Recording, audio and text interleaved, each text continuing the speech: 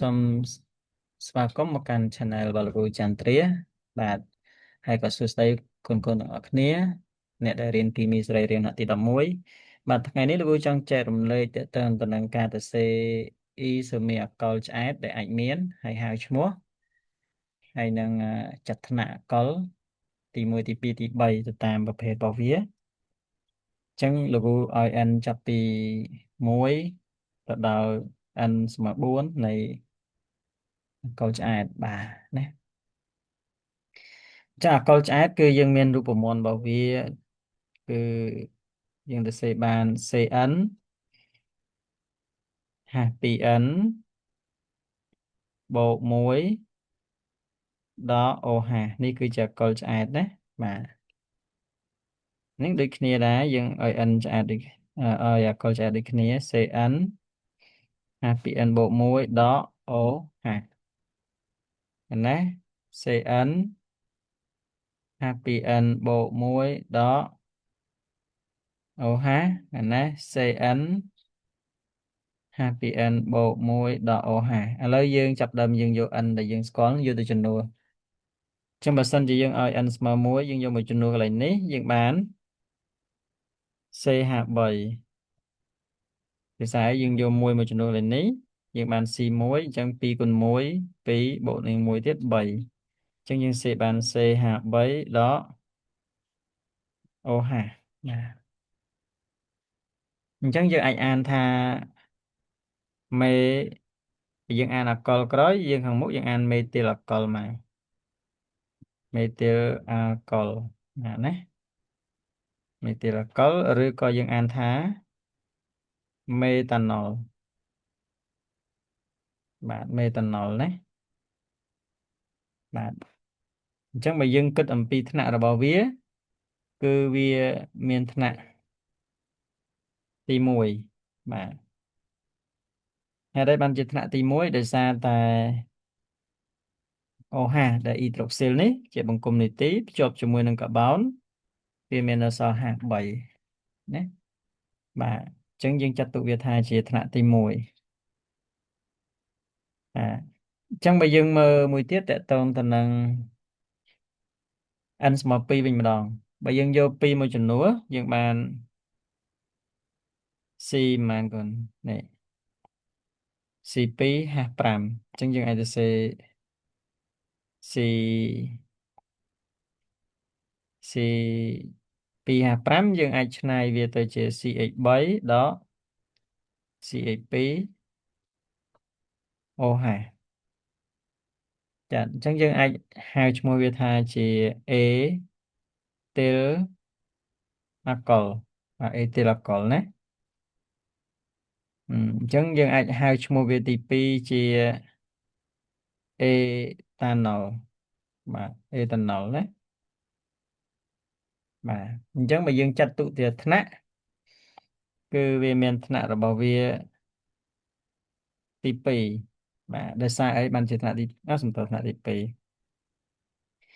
បើយើងគិតពីថ្នាក់របស់វាគឺទី1ដដែលណាមូលហេតុបានជាថ្នាក់ទី1ដោយសារតែកន្លែងកាបូននេះដែលជាប់មួយនឹង OH គឺវានៅសល់ H2 អញ្ចឹងបើសិនសល់ H2 ឬក៏3ដូចករណីនេះគឺថ្នាក់ទី1ឥឡូវយើងមកមើលករណី n ស្មើ3វិញជាងយកមួយចំនួនទៅ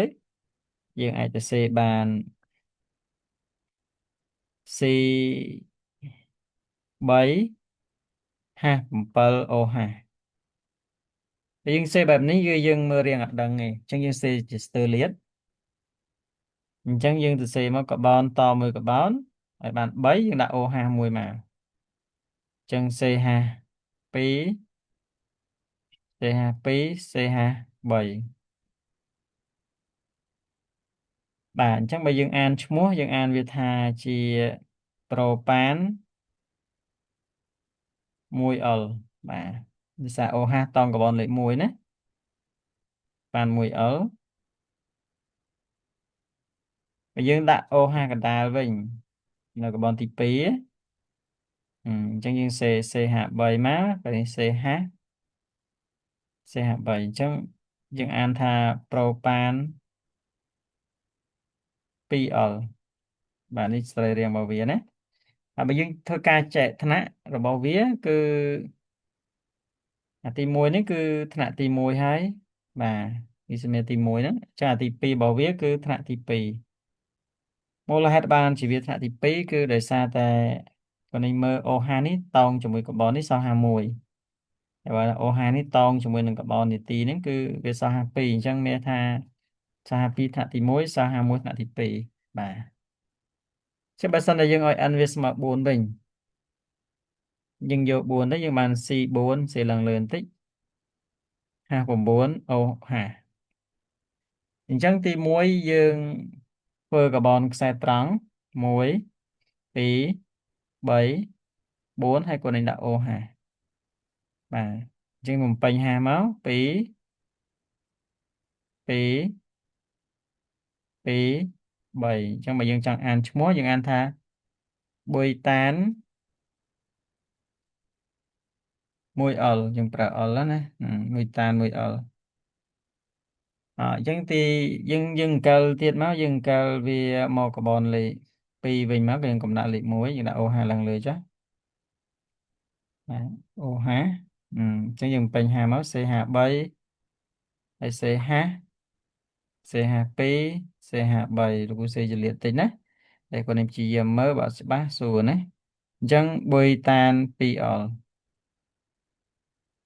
អូខេទីចាំសេអស់សិនចាអញ្ចឹងវាសេអាចបាន4សេបាន4មិនអាចគឺបាន4ណាអញ្ចឹងយើងដាក់ឡើងលើនេះមួយទៅអឺផ្នែកលេខនេះទៅនេះយើងដាក់អញ្ចឹងមកក៏បានដែរ CH3 CH3 អញ្ចឹងយើងអាចអានថា2មេទីលប្រូប៉ានបាទប្រូប៉ាន 2L បាទប្រូប៉ាន 2L ណាហើយចុងក្រោយមួយទៀតយើងអាចឆ្នៃចេះទៅយើងដាក់តម្រងចេះមកនេះអូខេយើងបានមួយទៀតបាត់ហើយអញ្ចឹងយើងអានថា2មេទីល2មេទីលព្រោះសេរៀងនេះបន្តិចភាសាស្ពេសតូចណាប្រូប៉ាន 2L មកសំដៅ 1L អញ្ចឹងយើងអាចធ្វើការចែកថ្នាក់បានទេទាំងអស់គ្នាណាបាទបើយើងធ្វើការចែកថ្នាក់បានហើយនេះអញ្ចឹងអាទី1នេះគឺថ្នាក់ទី1បាទអញ្ចឹងសេថ្នាក់ទី1ណាថ្នាក់ទី1វិស្មេទី2ហ្នឹងគឺថ្នាក់ទី2ថ្នាក់ទី2ដោយសារវាសល់51កន្លែងនេះចុះមួយ OH ណាថ្នាក់ទី2អឺអាទី3ហ្នឹងគឺថ្នាក់ទី3ដោយសារអីអត់មានសល់ហាស់ទេបាទចុងក្រោយហ្នឹងគឺថ្នាក់ទី1បាទអញ្ចឹងយើងអាចចំណាំបានថាបើសិនជាករណីអាកុលកាបូន1យើងសេបាន1 2យើងសេបាន1 3សេបាន2 4សេបានចំនួន4អ៊ីសូមេខុសគ្នាណាបាទអញ្ចឹងលោកគ្រូមានតែប៉ុណ្្នឹងឯងបើសិនជាកូនអត់សូវយល់កន្លែងណាកូនអាចសួរបានបាទអញ្ចឹងការរៀនគីមីសរីរាង្គគឺតើយើងធ្វើជាប្រចាំអានហើយតែងជាពិសេសគឺមេ A Pro B ប៉ង់ HF Oxno D ហ្នឹងឲ្យចាំមាត់ហើយខ្នែងប្រភេទ L ហ្នឹងឲ្យចាំមេទីល A ទីល propyl អញ្ចឹងទៅ N បុយទីល N ប៉ង់ទីលណាអញ្ចឹងមកតាក់ស្យូបុយទីលអ៊ីសូបុយទីលបាទសិចបុយទីលអញ្ចឹងបងស៊ីលផេនីលចាំឲ្យច្រើនសរីរាង្គហ្នឹងគឺយើងហៅឈ្មោះកាន់តែលឿនណាបាទលោកគ្រូសូមប៉ុណ្ណឹងបាយបាយទាំងអស់គ្នា